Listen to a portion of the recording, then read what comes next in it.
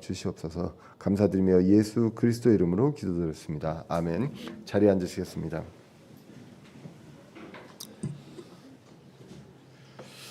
오늘은 갈라디아서 3장 21절에서 29절 말씀을 통해서 감옥 훈육교사라는 제목으로 같이 말씀을 살펴보고자 합니다. 제목이 좀 셉니다.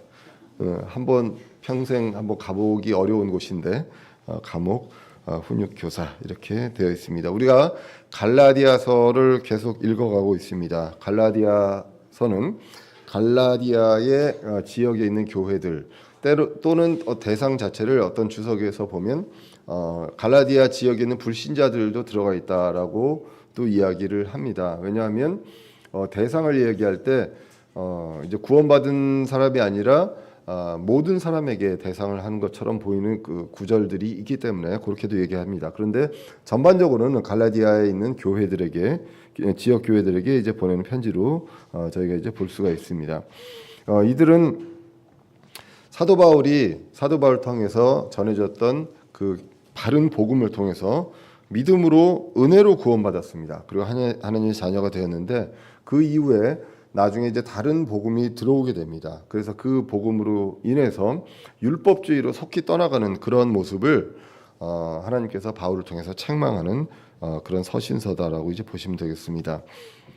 그래서 이들은 믿음의 행위, 율법을 이제 추가를 하게 됩니다. 그것이 대표적으로 이제 할례였습니다.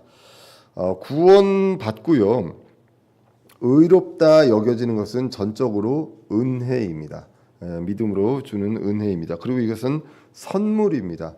행위로 난 것이 아니다라는 것이 분명히 성경에 나와 있습니다. 에베소서 2장 8절에서 9절에 보시면 너희가 믿음을 통해 은혜로 구원을 받았나니 그것은 너희 자신에게서 난 것이 아니요 하나님의 선물이니라. 행위에서 난 것이 아니니 이것은 아무도 자랑하지 못하게 하려 함이라라고 이제 기록되어 있습니다. 그래서 이러한 것들에 대해서 이 문제에 대해서 이 문제의 중요성을 강조하기 위해서 갈라디아서는 강하게 굉장히 강한 어조로 이제 그 이야기하는 것을 이제 보게 됩니다. 대표적으로 이제 갈라디아서 1장 8절을 보시면 굉장히 강하게 말씀합니다. 그러나 우리가 혹은 하늘로부터 온 천사라도 우리가 너희에게 선포한 복음 외에 다른 어떤 복음을 너희에게 선포하면 그는 저주를 받을지어다라고 말씀을 합니다. 여기서 보면 어떤 사람들은 이제 그 바울의 어떤 과한 자신감이 아니냐라고 이제 이야기도 하지만 사실은 이렇게 자신 있게 바울이 강조할 수 있는 것은 이거는 내 복음이 아니다. 내가 그 공부해서 내가 터득한 진리가 아니다라는 것을 강조하는 것입니다. 바울 서신서에서 그리스도로부터 받은 복음이라고 합니다. 그리고 또 두렵고 떨리는 마음으로 전한다고도 하고요. 데살로니가전서 2장 4절에서 보시면 위탁받은 대로 전한다고 합니다. 이 내용은 무엇이냐 하면 계속해서 자신의 어떤 생각, 자신의 견해, 주관적인 것들을 계속 빼가고 전적으로 받은 복음 그대로 전한다라는 것을 강조하고 있기 때문에 이 복음이 진리야. 이거 외에 다른 복음은 없어라고 강력하게 그리고 자신 있게 전할 수 있었던 것입니다.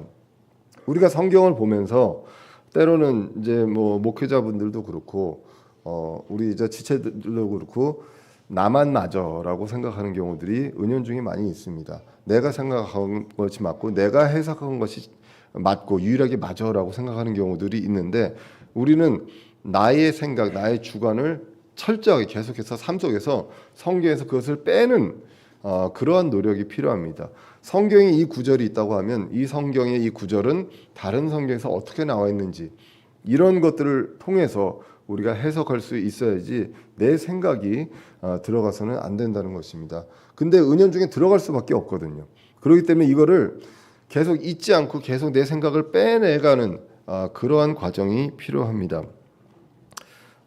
늘 이제 몇 번 이제 말씀도 드렸지만 제가 그 학생들하고 그 논문이라든가 연구 이 발표를 할 때 가장 제가 그 지적하는 것이 서론입니다. 그리고 연구의 배경입니다.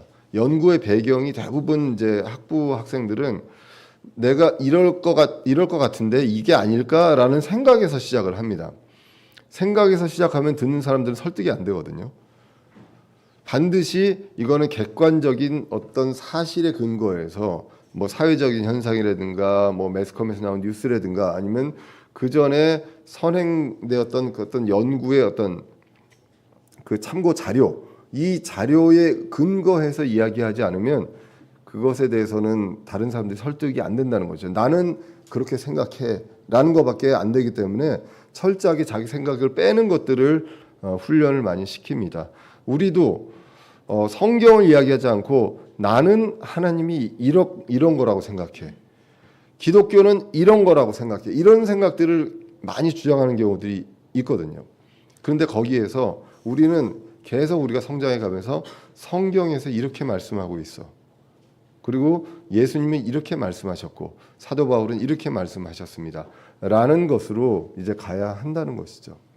사도 바울은 이렇게까지 강조합니다. 이걸 강조한 것은 그만큼 이건 내 생각으로 전한 것이 아니다라는 것을 강조하고 있는 내용입니다. 그래서 이것을 근거해서 강하게 책망합니다. 그리고 이것을 위해서 얼마나 그 처절한 투쟁을 했는지 이 부분들이 이제 갈라디아서 1장에 나온 것을 우리가 보게 됩니다. 3장 4장에서도 이제 논리적으로 이런 부분들을 이제 책망을 하게 됩니다. 율법주의로 돌아가는 것들, 믿음의 행위를 더하는 이런 부분들을 논리적으로 이제 반박을 하고 있습니다. 그래서 3장 1절에서 5절은 그들에게 개개인에게 있었던 그 경험, 정말 날카로웠던 그런 추억들, 기억들, 잊을 수 없는 그 기억들, 구원받았을 때 그 기억들을 한번 생각을 해봐라. 그리고 그것들을 인해서 받았던 그 고난을 한번 생각을 해봐라. 라는 것들로 상기시키고요. 6절에서 14절은 성경 기록으로 이제 논박을 합니다. 객관적인 증거로 말씀을 하고 있는 것이죠. 그 성경에서 나오는 대표적인 인물이 이제 아브라함이었습니다.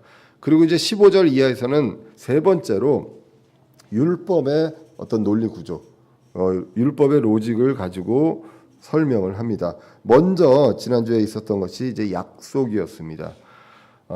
이 약속이 먼저 있었다라는 것을 강조합니다. 유대인들은 어떻게 보면 율법으로 시작한 것을 기억을 할 수가 있습니다. 아브라함보다도 아브라함의 자손이긴 하지만 아브라함에게 그 복을 주시기로 했던 그 약속에 대한 것들도 기억을 하겠지만 이 광야 생활에서 이제 십계명 율법을 주고 그 다음에 이것을 통해서 본인들만의 그 유대인들이 자신의 선택받은 민족이라는 그것만 가지고 이제 살아왔는데 나중에 예수님이란 존재가 와서 이분이 뭔가를 굉장히 바꿨다라고 이제 볼 수도 있는 그런 시각이 있을 수 있습니다. 그런데 이 부분들에 대해서 논박을 하기를 율법 이전에 이미 믿음으로 아브라함에게 확정하신 약속이 있었다. 그래서 약속 이후에 율법이 더해진 것이지 율법이 있고 나서 그 다음에 예수님을 통해서 이것이 된 것이 아니다라는 것을 성경이 이제 말씀을 하고 있는 것이죠. 그래서 이 약속이 누구에게 있었냐? 율법이 있기 전에 약속이 있었는데 갈라디아서 3장 16절에 보시면 이렇게 기록되어 있습니다. 이제 그 약속들은 아브라함과 그의 씨에게 하신 것인데 그분께서 여럿을 가리키며 씨들에게 하지 아니하시고 하나를 가리키며 내 씨에게 하시나니 이 씨는 그리스도시니라라고 기록을 합니다.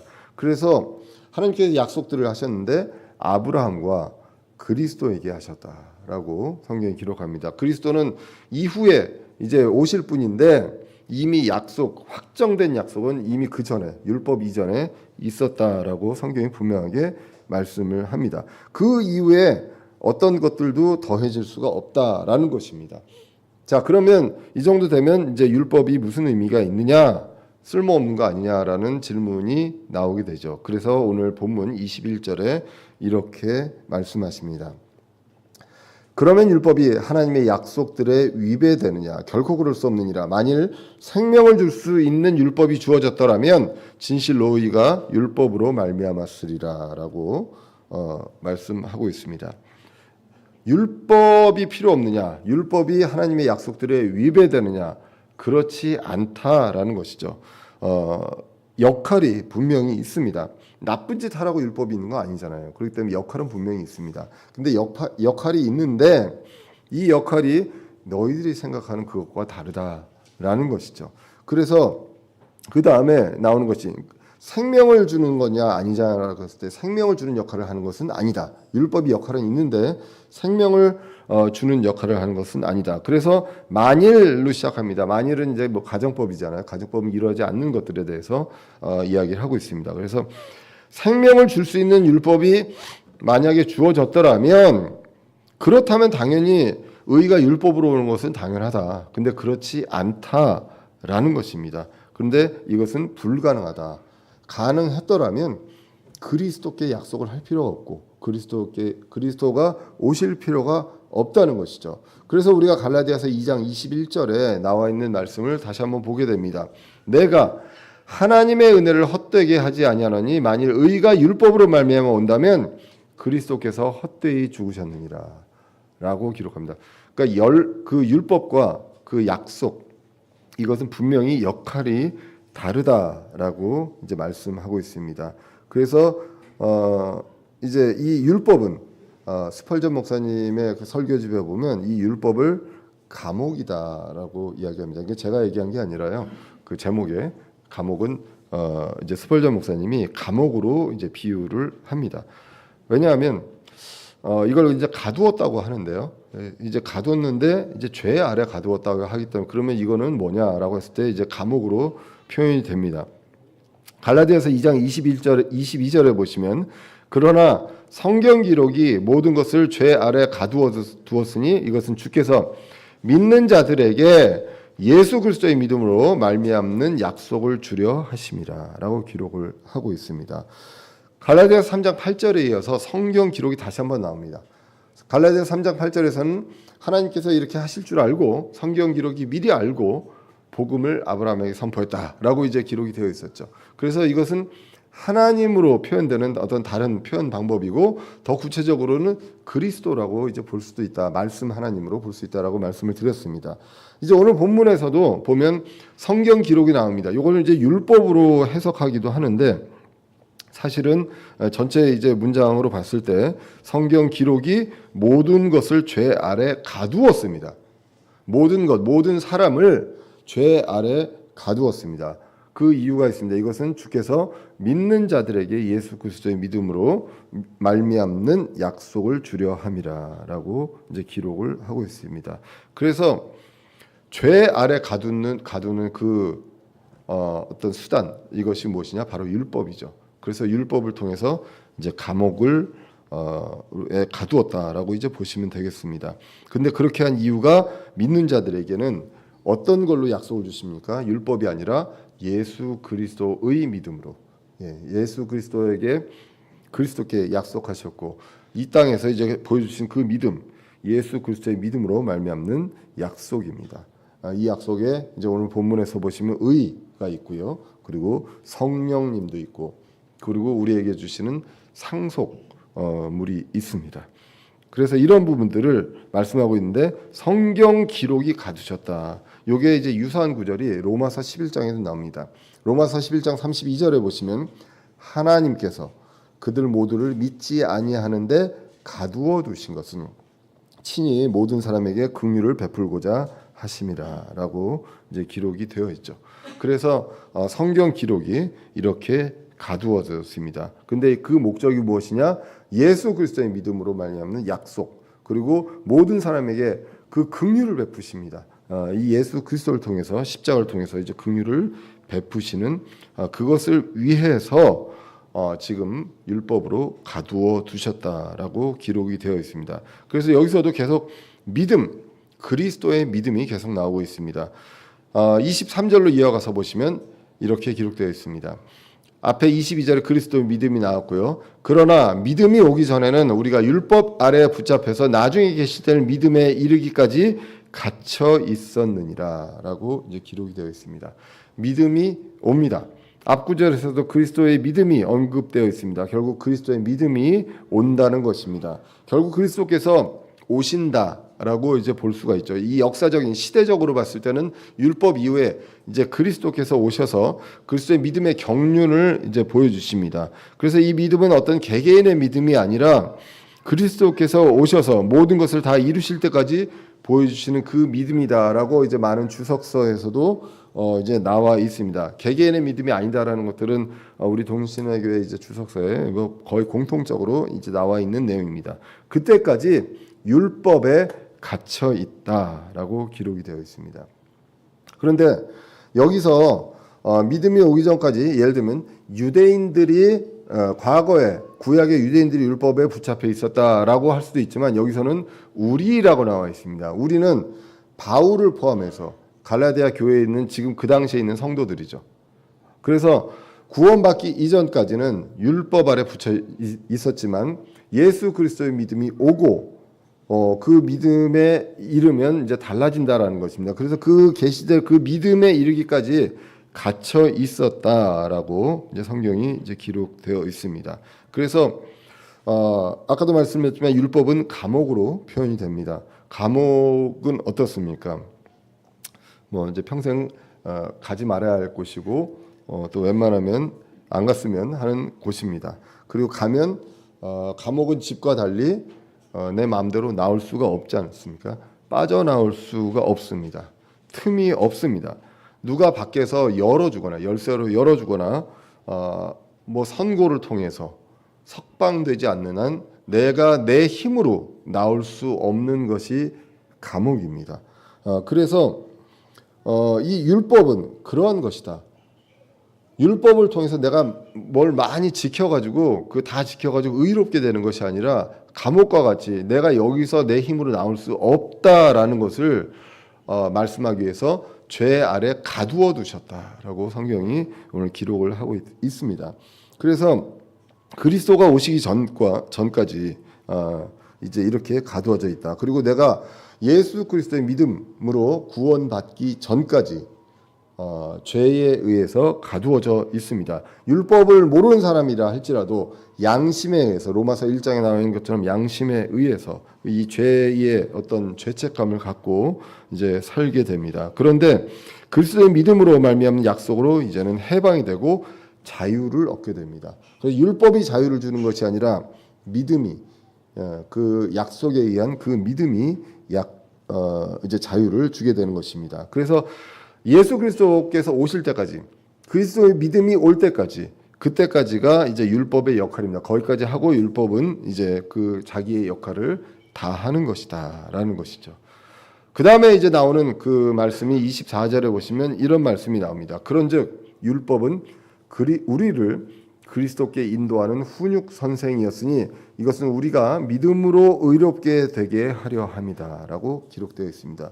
율법은 감옥이라고 표현이 되어 있었습니다. 그리고 또 율법은 그리스도께 인도하는 역할을 한다라고 기록되어 있습니다. 여기서도 또 강조되어 있지만 믿음으로 의롭게 되는 것입니다. 율법이 아니라. 율법도 나오고 훈육 선생 나오지만 의롭게 되는 것은 믿음으로 되는 것이고 율법은 그리스도께 인도하는 훈육 선생이다라고 나와 있습니다. 오늘 본문은 이제 우리 성경에서는 훈육 선생이라고 나와 있고요.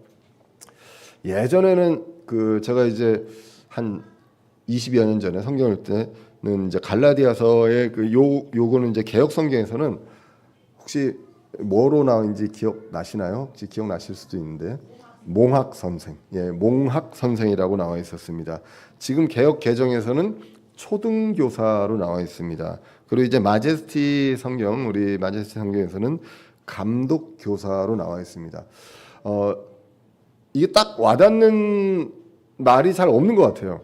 훈육 선생, 감독교사, 몽학 선생, 초등교사, 이런 것들이 있는데 이제 킹 제임스 영어 성경에서 보면 이게 스쿨 마스터로 되어 있습니다. 스쿨 마스터. 지금 오늘 괄호 열고 나오는 것처럼 스쿨 마스터인데요. 스펄전 목사님 설교집도 그렇고 USB 주석에서도 그렇고 이 스쿨 마스터의 그 어원적 이 의미가 뭐냐면 영어로 이제 페다고그라는 말이 있습니다. 이 페다고그는 그냥 수업 시간에 지식을 가르치는 선생님을 이야기하지 않습니다. 이것은 보통 뭐냐 스쿨 가디언 뭐 이렇게도 이야기하는데 아이들을 학교에 데려다 주고요. 인도해 주는 겁니다. 인도해 주고 또 전반적으로 지켜주고 감독해 주는 그런 사람들을 스쿨 마스터라고 합니다. 그러니까 지식을 가르쳐 주는 사람이 아니에요. 이해 가시죠? 예, 지식을 가르쳐 주는 사람이 아닙니다. 그리고 요게 이제 역사적으로 이제 그리스 로마 시대 당시 그때 시대에 이제 스쿨 마스터는 뭐였냐면 귀족들이 그 아이들을 위해서 이제 집에서 이제 훈육을 시켜야 되는데 그걸 누구한테 시켰냐면요, 믿을 만한 종한테 시켰습니다. 그러니까 그 귀족한테 시킨 게 아니라 종한테 시켜서 그 아이들을 맡기고 또 지키고 또 훈련도 시키고 뭐 아들들한테 이제 군사 훈련도 시키고 또 엄격하게 이제 규율에 맞춰서 이제 그 키워가는 그러한 일들을 한 게 이제 스쿨 마스터다라는 것입니다.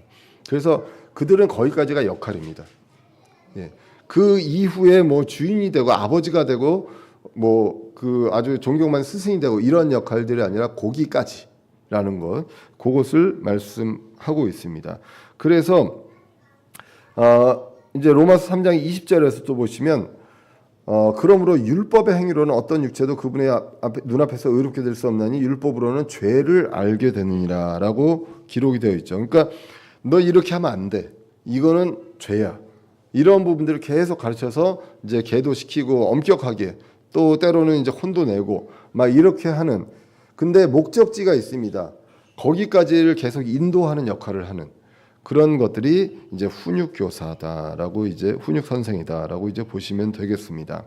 그래서 그 어떤 과정 속에서 성장해 나가는 이제 과정 속에서 이 궁극적인 목표까지 가는 그 과정 속에서 함께하는 그런 것들의 역할이 바로 율법이다라는 것이죠. 그래서 오늘 25절에 보시면 그러나 믿음이 온 뒤에는 우리가 더 이상 훈육 선생 아래 있지 아니하도다라고 기록합니다.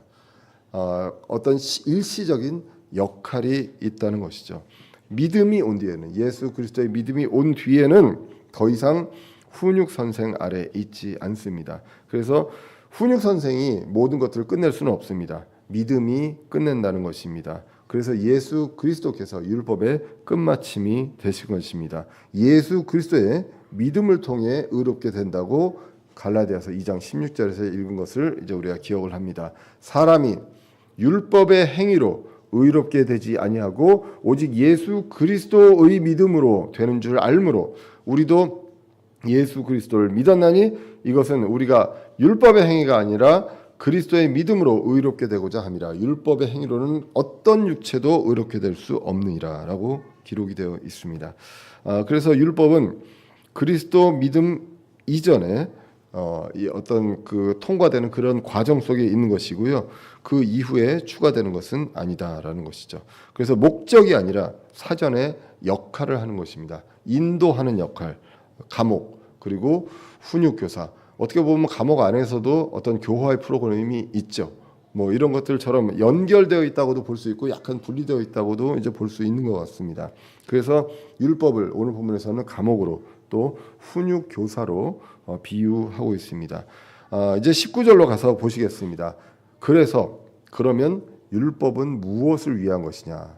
그것은 약속을 받은 그 씨가 오실 때까지 범법들로 인해 더해진 것이요 한 중재자의 손에서 천사들에 의해 정해진 것이다라고 이제 기록이 되어 있죠. 그래서 먼저 약속이 있었습니다. 아브라함과 씨 그리스도에게 약속이 있고 그 이후에 율법이 있었는데 이것이 감옥 그리고 훈육 선생의 역할을 하면서 그리스도의 믿음이 올 때까지 일시적인 역할을 합니다. 그리고 믿음으로 그 약속을 완성하게 된다라고 이 어떤 전체 순서를 이제 이해할 수가 있습니다. 그러면서 이제 율법의 역할이 종료가 됩니다. 그리스도께서 끝마침이 됩니다. 이제 피터 러커만 목사님의 주석에 보면 요 내용을 이제 어떻게 비유하냐면 우리가 이제 구약을 이제 보게 됩니다. 광야 생활을 보면 우리가 율법으로 대표되는 사람은 모세입니다. 모세는 출애굽을 하고 이스라엘 그 민족들을 이집트에서 끌어내고 광야의 생활까지를 갑니다. 근데 약속의 땅 가나안까지 인도하지는 못합니다. 보이는 데까지 눈에 보이는 데까지만 가게 됩니다. 그리고 나중에 예수님과 같은 이름인 여호수아가 인도하는 것을 보게 된다라고 이제 이야기를 합니다. 그래서 율법의 역할과 그리고 예수 그리스도의 믿음, 예수 그리스도의 역할, 이 부분들이 이제 분명히 있다라는 것이죠. 그래서 이 부분들을 통해서 그 과거에 인도하던 그 역할보다 더 큰 역할을 부여하는 것, 이것은 맞지 않다라는 것을 이제 율법의 그 어떤 직무, 이 논리적인 구조를 가지고 설명을 하고 있습니다. 그래서 아까도 말씀드렸지만 스펄전 목사님의 설교집에 보면 이 오늘 본문을 율법의 어떤 직무, 그리고 직무의 목적, 그리고 어떤 종료 시점, 뭐 이런 어떤 세 가지로 분류해서 이제 설교를 이제 하는 것을 이제 봤습니다. 그리고 이제 또 한 가지 예를 오늘 한번 보시면 USB 주석에 워렌 USB 주석에서 이제 얘가 어떤 예가 나오냐면 부자 청년의 예가 나옵니다. 마태복음 19장 16절에 보시면 이제 청년이 있는데 부자죠. 젊은이가 있는데 부자입니다. 젊을 때 부자면 정말 좋겠습니다. 요즘 시대가 가면 갈수록 젊은이 때 그 한참 그 관심이 있을 때 그게 그 채워지지 않는 그런 것들을 이제 많이 보게 됩니다. 그런데 이 청년은 모든 것을 충분히 가졌습니다. 근데 그럼에도 불구하고 만족할 수 없었다는 것이죠. USB 주석에 이제 그런 내용들이 나옵니다. 그래서 무언가 비어 있다는 것이죠. 모든 걸 다 갖고 있음에도 불구하고. 그런데 그것이 무엇이냐? 아마도 영원한 생명이었던 것 같습니다. 그래서 마태복음 19장 16절에 보라 어떤 사람이 나와 그분께 이르되 선한 선생님이여 내가 무슨 선한 일을 하여야 영원한 생명을 얻으리이까 하매라고 기록을 하고 있습니다. 우리는 이 구절을 통해서 우리 그 젊은 청년들이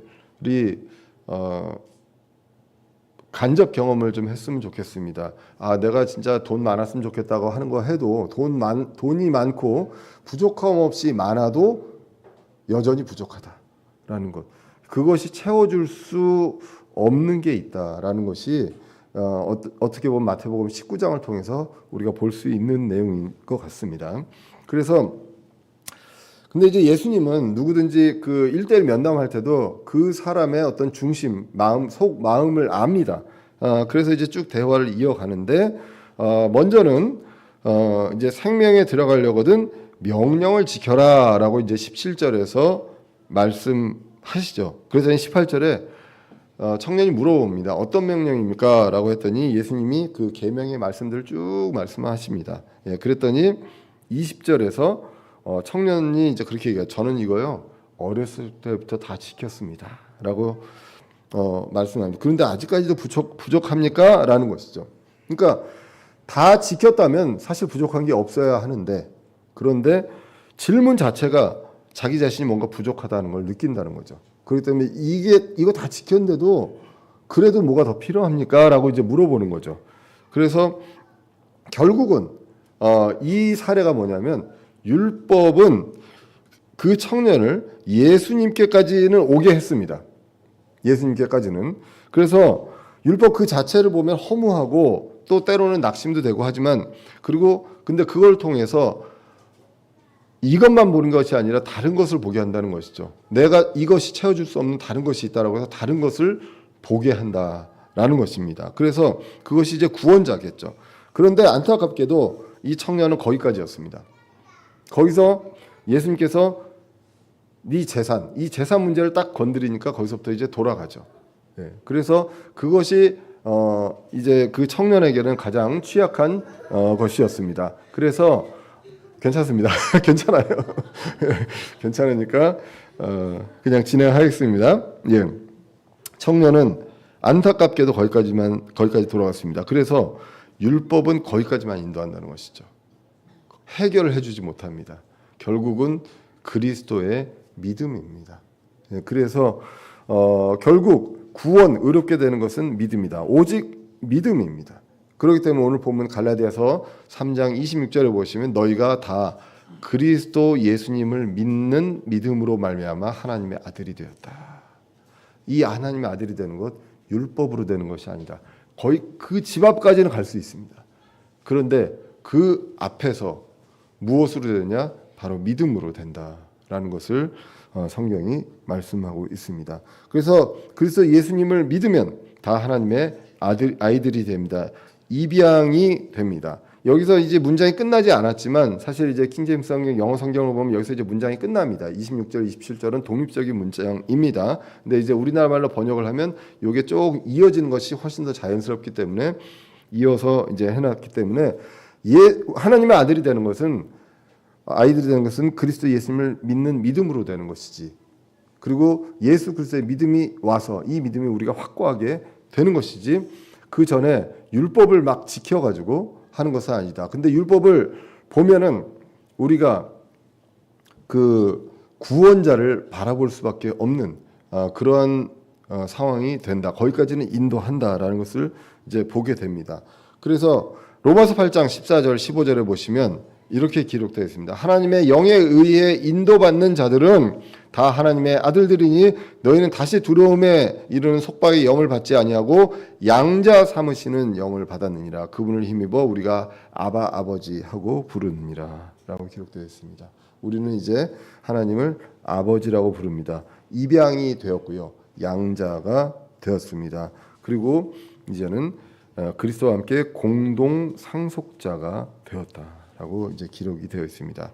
그리고 이제 27절에 보시면 또 다른 표현이 나옵니다. 27절에 너희 중에 그리스도 안으로 침례를 받은 자는 다 그리스도로 옷 입었느니라라고 이제 기록되어 있습니다. 26절에 예수 그리스도를 믿는 믿음으로 하나님의 아이들이 되었습니다.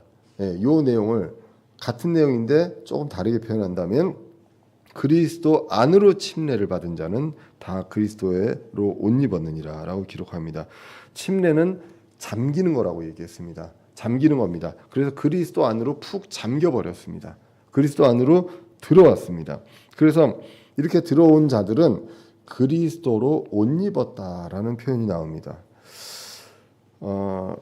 뭐 말은 알겠습니다. 그리스도 안에 들어왔다라는 거, 우리가 그리스도 안에 있고 우리가 그리스도의 몸이다라는 걸 알겠는데 이 그리스도로 옷 입었다는 표현이 무엇일까라는 생각들을 저도 이제 많이 해봤습니다. 근데 그 전에 그리스도 안으로 침례를 받았다는 내용부터 먼저 보시면 이것이 무엇을 의미하는지는 로마서 6장 4절에서 더 구체적으로 나옵니다. 그러므로 우리가 죽음 안으로 침례를 받아 그분과 함께 묻혔나니 이것은 그리스도께서 아버지의 영광을 힘입어 죽은 자들로부터 일으켜지신 것 같이 우리도 생명의 새로움 속에서 걷게 하려 함이라. 죽음 안으로 침례를 받았습니다. 그래서 예수 그리스도와 함께 죽고 함께 묻혔다라는 것이죠. 우리가 침례 의식을 할 때 보면 여기에 분명히 나옵니다. 예수 그리스도만 죽으신 것이 아니라 우리가 구원받고 이제는 어떻게 했냐? 예수 그리스도와 함께 죽었다고 합니다. 함께 죽고 함께 묻히고 이제 함께 살아난다라는 것이 우리가 침례 의식을 통해서 이제 볼 수가 있습니다. 피터 러크만 주석에 보면 이 내용에 대해서 강조를 합니다. 무엇을 강조하냐? 그리스도인은 더 이상 율법 아래에 있지 않다. 이는 그리스도인이 그리스도와 하나됨으로 로마서 6장 이제 8절에서 16절에 나왔습니다. 그리스도와 하나가 되었습니다. 하나가 되어서 우리가 구원받으면 하나가 돼서 율법에 대해 죽었기 때문이다. 갈라디아서 2장 20절을 인용합니다. 그래서 그리스도와 함께 이것을 했다. 이제는 율법과 상관없으며 의롭게 되기 위해 어떤 노력이나 행위가 의미가 없다. 이미 이렇게 함으로써 그리스도와 함께 죽고 하나가 되어서 죽고 했기 때문에 이 모든 것들을 통해서 이제 의롭게 되었다라는 것이죠. 그 다음에 이제 옷 입었다는 내용, 다시 갈라디아서 3장 27절에 가서 옷 입었다는 내용을 보면 어떤 의미일까? 이게 늘 보면 그냥 지나갈 수도 있는 게 꼭 이렇게 걸리는 것들이 있습니다. 제 성격상 그런 건지 이걸 어떻게 설명을 해야 될까? 이게 무슨 의미길래 이게 듣는 사람들이 좀 감동이 있을 것 같은데 라는 생각들을 했는데 감동이 없는 거예요. 옷을 입는다는 나는 그리스도인데 라고 이제 생각을 했는데 이제 그리스도로 옷 입었다라는 표현을 가지고 창세기를 보면 이런 내용이 나오죠. 우리가 기억하시겠지만 아담과 이브가 에덴 동산에 있었습니다. 그리고 선악과가 있었고 생명나무가 있었습니다. 그런데 이제 아담과 이브가 이제 선악과를 먹게 되죠. 그래서 선과 악을 알게 됩니다. 선과 악을 알게 되는데 이 선은 내가 착하게 사는 그 선이 아니라 절대 선이죠. 하나님의 그 선하심. 이거를 알게 된 거예요. 이거 불가능하잖아요. 그것을 알게 됩니다. 눈이 밝아졌습니다. 그리고 벌거벗은 것을 알게 되죠. 그때 하나님께서 하신 일이 있습니다. 창세기 3장 21절입니다. 주 하나님께서 또한 아담과 그의 아내에게 가죽 옷을 만들어 입히시니라 라고 나옵니다. 그래서 하나님께서 만드셨어요. 하나님께서 옷도 잘 만드시나 봅니다. 예. 그런데 대충 만드시지 않으셨겠죠. 예. 근데 하나님께서 가죽 옷을 만들어 입히셨다라고 합니다. 사람이 만든 게 아니라 아담과 이브가 만든 게 아니라 하나님께서 만드셨습니다. 그러면 가죽 옷을 만들려면 가죽이 있어야 하잖아요. 그럼 가죽이 있다면 짐승이 죽어야죠. 어떤 짐승이라고 상상을 하시나요? 어떤 짐승이었을까요? 악어였을까요? 예. 양이겠죠. 예. 양으로 우리는 생각을 합니다. 양을 죽여서 그 가죽으로 옷을 입히셨습니다. 하나님께서 만드셨습니다. 이것이 이제 그리스도의 모형이잖아요. 예. 그래서 하나님께서 이렇게 만드셨습니다. 그리스도께서 이제 그분의 죽으심으로 이제 우리가 그리스도로 옷 입었다. 이 표현, 이것이 결국은 창세기에서 에덴 동산에서 이제 쫓겨나는 아담과 이브에게 이 옷을 입히셨다라는 것을 보면서 이제는 우리도 그렇게 그리스도로 옷 입었다라는 그 표현, 그것을 이제 보게 됩니다. 그래서 율법을 통해 죄를 알게 됩니다. 죄인임을 자각하고 감옥에 갇힌 나를 알게 됩니다. 감옥에서 이제는 형벌을 기다리게 되죠. 근데 이제 감옥에서 내보내줄 수 있는 분을 찾게 됩니다. 율법이 있기 때문에 내가 여기서 빠져나올 수 있는 그분, 나를 나오게 할 수 있는 그분이 필요합니다. 내 힘으로, 내 행위로 안 되기 때문입니다. 그래서 그리스도의 십자가로 우리가 그리스도로 옷을 입게 됩니다. 죄가 보이지 않고 이 벌거벗음이 가려지는 그 가죽 옷을 그리스도로 옷 입었다라는 표현이 나오게 됩니다. 이것이 정말 놀라운 오늘 갈라디아서 3장 27절의 말씀입니다. 저는 이걸 나중에 이제 그 창세기 3장 21절과 이제 연결을 시키면서 진짜 감동을 이제 받았습니다. 여러분들 미리 아셨던 것 같아요, 그죠? 예, 저는 이제 그 굉장히 그 놀라운 이제 감동을 느꼈고요. 그리스도로 옷 입었습니다. 그런데 이제 28절에 보시면 거기에는 차별이 없고요, 추가 요건이 없었습니다. 그냥 죄를 지었고요, 에덴에서 쫓아내면서 그냥 하나님께서 양을 죽이고 가죽옷을 만들어서 입혀 주셨어요. 그 내용들을 하는데 차별과 추가 요건이 없다는 것이죠. 28절입니다. 거기에는 유대인이나 그리스인이 없고 매인자나 자유로운 자가 없으며 남자나 여자가 없나니 너희는 다 그리스도 예수님 안에서 하나이니라 라고 이제 기록되어 있습니다. 할례자인 유대인이 있습니다. 당시에는 유대인, 그리스인, 뭐 지금은 우리가 그냥 이렇게 쉽게 얘기할 수 있어도 당시에는 굉장히 엄격한 차이가 있는 거죠. 유대인들 할례자입니다. 무할례자인 그리스인이 있습니다. 그리고 자유인과 그리고 종이 있습니다. 그리고 남자와 여자의 차별이 엄청나게 극심했던 그때에 이 차별이 없다. 이거는 굉장히 혁명적인 이야기죠. 지금은 당연한 이야기지만 그때는 혁명적인 이야기였습니다. 그 차별 없이 모두가 다 믿음으로 의롭게 된다라고 기록이 되어 있습니다. 그리고 그리스도 예수님 안에서 하나의 몸이 되었습니다. 예수님 안에서 하나라는 것이죠. 우리가 그리스도의 몸을 이루고 있습니다. 더 구체적으로 고린도전서 12장 13절에 이렇게 기록되어 있습니다. 우리가 유대인이나 이방인이나 매인자나 자유로운 자나 모두 한 성령에 의해 침례를 받아 한 몸 안으로 들어왔습니다. 그래서 모두가 마시게 되어 한 성령 안으로 들어왔느니라 라고 기록합니다. 한 몸 안으로 들어왔는데 이 몸이 무엇이냐? 고린도전서 12장 27절에 이제는 그리스도의 몸이라고 합니다. 이제 너희는 그리스도의 몸이요 개별적으로 지체니라 라고 기록되어 있습니다. 갈라디아서 3장 16절에 주께서 아브라함과 그 씨에게 약속들을 하셨습니다. 그래서 이 약속들로 이제는 우리가 그리스도의 몸 안으로 다 이제 들어오겠습니다. 모든 것들의 차별이 없이 한 몸 안으로 이제 들어오게 되었습니다. 그 약속들을 주셨습니다.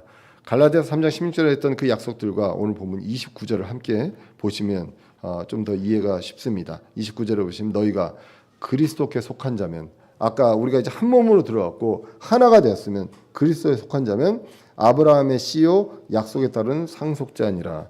왜 이 약속을 누구에게 하셨습니까? 아브라함과 그 씨에게 했었거든요. 그렇기 때문에 이제는 그리스도께 속한 자면, 그리스도께 약속한 자면 거꾸로 아브라함의 씨며 그리고 약속에 따른 상속자다. 영적 자손으로서 상속자가 되었다라고 이제 기록이 되었습니다.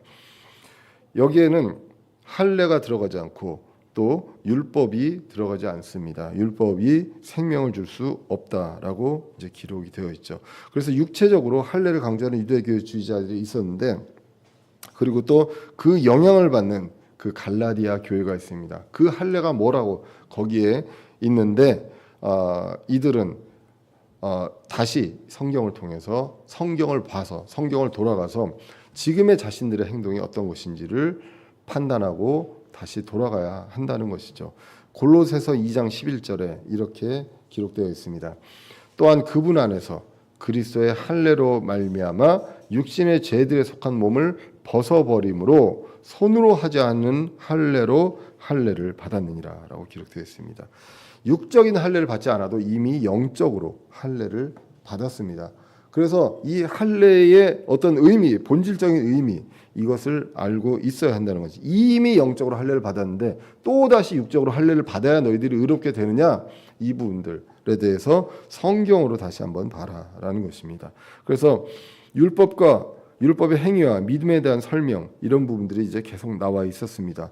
구원, 의롭게 됨의 과정에 있어서 이야기를 하는 것이고요. 율법은요, 그 과정에서 역할이다라는 것이지, 그리고 이것이 구원과 상관없다라는 것이 핵심입니다. 그렇기 때문에 이후에 사는 삶에 있어서 우리가 그냥 아무렇게 살아도 되느냐, 이거의 얘기를 하는 것이 아닙니다. 지금은 구원을 받는 데 있어서 율법이 필요하냐, 할례가 필요하냐라는 내용으로 이제 보시면 되겠습니다. 문제는 이제 행위로 의롭게 되느냐 아니다라는 것을 보면 되고요. 그 다음에 우리가 사는 삶은요, 구원받은 사람 이후에 그 다음에 성장하는데 그 어떤 우리의 삶의 도리로서, 천국의 시민의 도리로서 사는 것들은 이제 또 다른 이야기가 됩니다. 그런데 이 율법 그 자체는 구원받은 이후에 더해지는 약속 이후에 더해지는 그러한 개념이 아니다라는 것입니다. 극단적으로 가시면 안 된다는 것이죠. 내가 구원받았으니까 이제 지금부터는 막 살아도 나는 천국 갈 수 있어. 이러한 내용으로 가서는 안 된다는 것입니다. 구원은 믿음으로, 그 행위 없이 은혜로 받는 것이고 잃어버릴 수 없습니다. 그 다음에 우리는 신자로서 천국의 시민의 도리로서 그 자격에 맞게 살아가는 것입니다. 율법은 감옥이었습니다. 그리고 훈육 선생이었습니다. 그리고 일시적으로 있으며 여기에서 감옥의 역할은 무엇입니까? 평생 있으실 거냐는 거죠. 그게 아니라 나와야 하는 곳입니다. 감옥은. 그래서 나와서, 그리고 나오는데 내 힘으로 나오는 것이 아니라 내 보내줄 수 있는 그런 사람을 통해서, 그 존재를 통해서 나와야 하는 곳이다라는 것을 우리는 기억을 할 필요가 있습니다. 우리에게 율법주의, 할례를 강요하듯이 하는 것이 있는지 다시 한번 우리가 돌아볼 필요가 있습니다. 갈라디아 교회만 그랬겠습니까? 아니면 지금도 우리가 지금 여기 모여 있는 우리 지체들에게 있어서 다들 은혜로 구원받고 우리 그리스도의 몸이 되었고 지체가 되었는데, 거기에 너는 이것 때문에 안 돼, 쟤는 저것 때문에 안 돼 라고 하고 있는 것은 아닌지, 우리가 한번 이제 돌아볼 필요가 있습니다. 제가 그 미국 유학 갔을 때 처음에 이제 영어가 이제 하여튼 말하고 듣기가 잘 안 되죠. 그래서 제일 좋은 게 뭘까라고 하다가 이제 그 미국 교회에 그 성경 공부를 갔어요. 그 거기에 성경 공부를 하는데 이제 그 남자들끼리 성인 성경 공부를 하는데 그때 이제 갈라디아서를 하더라고요. 근데 이제 리갈리즘에 대해서 합니다. 율법주의에 대해서 이제 하게 되는 것을 이제 봤습니다. 거기서도 이 율법주의가 지금 우리에게도 있지 않느냐 그런 것들을 이제 토론을 해요. 근데 이제 거기도 이제 침례교회였기 때문에 혹시나 우리에게 있어서 침례가 그런 역할을 하는 건 아닌가 볼 필요가 있다. 너 침례 받았냐 안 받았냐를 가지고 판단하는 이런 것들이 혹시 될 수 있냐. 또 우리에게 그런 율법주의 지금 갈라디아 교회의 율법주의처럼 우리에게 있는 것이 지금 이 시대 우리 교회에 있는 것이 무엇인지를 한번 살펴보자라는 내용들을 이야기하는 것을 봤습니다.